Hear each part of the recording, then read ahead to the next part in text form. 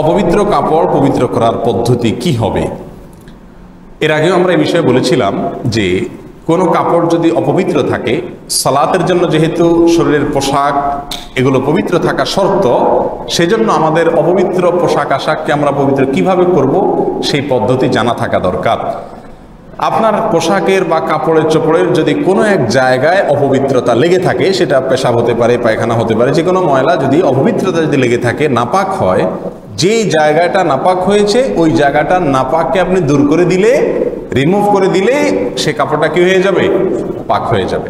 কথার কথা, কাপড়ে কোনো এক জায়গায় পেশাব লেগেছে, তাহলে যে জায়গাটা পেশাব লেগেছে ওই জায়গাটা যদি আপনি পানি ধুয়ে হালকা ডোলে আপনি ওইটাকে পরিষ্কার করতে পারেন, এবং নাপাকের কোনো আলামত যদি আর না থাকে, নাপাকের আলামত যেমন ওই নাপাক বস্তুটার গন্ধ অথবা তার বর্ণ, কালার, এর কোনোটাই যদি না থাকে, কোনো আলামতই আর যদি না থাকে, তাহলে সেটা কি হয়ে যাবে? ইনশাআল্লাহ পাক হয়ে যাবে। এটা হলো মূল কথা। এরপরে আসি, এই কাপড় চোপড়গুলো আমরা যে পদ্ধতিতে সচরাচর পাক করে থাকি তার কয়েকটা পদ্ধতি আছে। এক, পুকুরে অথবা ট্যাপে অথবা প্রবাহমান কোনো পানিতে যদি আপনি নাপাক কাপড় ধোন, তাহলে তার পদ্ধতি কি হবে?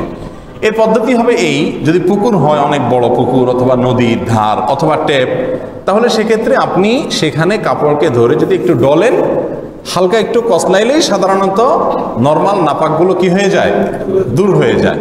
বাস, এর মাধ্যমে আপনার কাপড় পাক হয়ে যাবে। আর যদি বালতি ইত্যাদিতে আপনি রেখে কাপড় ধোন, তাহলে সেক্ষেত্রে আপনাকে এক্সট্রা সতর্কতা অবলম্বন করতে হবে। বেশিরভাগ বাসা বাড়িতে আজকাল মা বোনরা হয় বালতিতে রেখে কাপড় চোপড় ভিজান, সেখানে ধোন, অথবা ওয়াশিং মেশিন ইত্যাদি ইউজ করেন। তো বালতিতে যদি আপনি অপবিত্র কাপড় ধোন, তাহলে খেয়াল করতে হবে, বালতিতে যদি পানি দেন, এরপর যদি কাপড় চুবান সেই পানিতে, অথবা কাপড় রেখে তারপরে পানি দেন, তাহলে কিন্তু অল্প পানিতে নাপাক কাপড় এর নাপাক লাগার কারণে সেই পানিগুলোও, বালতির পানিগুলোও কি হয়ে যাবে? নাপাক যদি হয়ে যায়, তাহলে ওই বালতির থেকে যদি আপনি কাপড়কে উঠান আর 10-12 চিপ দেন, তাহলে কোন অবস্থাতে সে কাপড় কি হবে? নাপাক হবে না। কারণ বালতিতে আপনি কাপড় রেখেছেন, সেখানে অল্প পানিতে নাপাক লেগেছে, ওই পানিটাও কি হয়ে গেছে? এখন ওই পানি থেকে উঠে বারবার যদি চিবান, আর চিবায় আবার সেটাকে চুবান, চুবায় আবার উঠে আবার চিবান, তো এইভাবে যতবার চিবাইতে থাকেন না কেন, কখনো সেটা কি হবে না? পাক হবে না। আপনি বালতিতে রেখেছেন পাউডার ইত্যাদি দিয়া, ঠিক আছে, সেখান থেকে ময়লা দূর হলো, এরপরে আপনাকে আলাদা ট্যাপের পানিতে ধরে সেটাকে কি করতে হবে? চিবাইতে হবে, তাহলে সেটা কি হবে? ইনশাআল্লাহ পাক হবে। আর যদি ওয়াশিং মেশিনে আপনি কাপড় ধোন, সেক্ষেত্রে ওয়াশিং মেশিনে আপনি যদি সমস্ত কাপড়গুলো দিয়ে দেন, আর যদি ওয়াশিং মেশিনটা অটোমেটিক ওয়াশিং মেশিন হয়, যেটা একদিক থেকে পাইবে পানি নিবে আর একদিক থেকে পানি দূর করবে, বের করবে, এরকম যদি হয়, তাহলে ইনশাআল্লাহ টেনশনের কোনো কারণ নাই। সেখানে পানি একদিক থেকে আসলো আর একদিকে চলে গেল, নাপাক পানিটা স্থির থাকলো না। এবং বেশিরভাগ ওয়াশিং মেশিন যেগুলো অটোমেটিক হয়ে থাকে, পানি এভাবে চলে যায়, আবার নতুন করে আসে, আবার চলে যায়, আবার আসে, এভাবে কয়েকবার যদি হয়, সেহেতু নাপাকের কোনো কিছু আর থাকার সম্ভাবনা থাকে না। বিধায় সেটা কি হবে? ইনশাআল্লাহ বিদিনিল্লাহ কাপড়গুলোকে পবিত্র করবে। তারপরেও সবচেয়ে ভালো হয় যদি আপনি ওয়াশিং মেশিনে বা বালতিতে অনেকগুলো কাপড় একসাথে ধোন, যেই কাপড়টা নাপাক আছে ওইটাকে টেপের সাথে হালকা একটু আগে চিবায়া নাপাক অংশটা দূর করে তারপরে এবার সবগুলোকে একসাথে রাখেন, তাহলে আর কোনো সমস্যা থাকবে না। এই হলো মোটামুটি কাপড়কে পাক করার পদ্ধতি।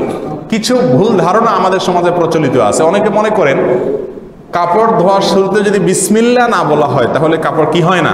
পাক হয় না। এটার কোনো ভিত্তি নাই। হ্যাঁ, যদি বিসমিল্লাহ বলতে পারেন, একেবারে টয়লেটের কমোডের আশেপাশে না হয়, পবিত্র জায়গা, ভালো জায়গা হয়, তাহলে যে কোনো ভালো কাজের শুরুতে মুমিন বিসমিল্লাহ বলবে, সেই সময় বলেন তো ভালো। কিন্তু বিসমিল্লাহ না বললে কাপড় পাক হবে না, এরকম কোনো কথা নাই। আবার অনেকে মনে করেন যে এতবার চিবাইতে হয়, 3 বার চিবাইতে হয়, 5 বার 7 বার চিবাইতে হয়, না হলে নাপাক থেকে যায়। এটাও ভুল ধারণা।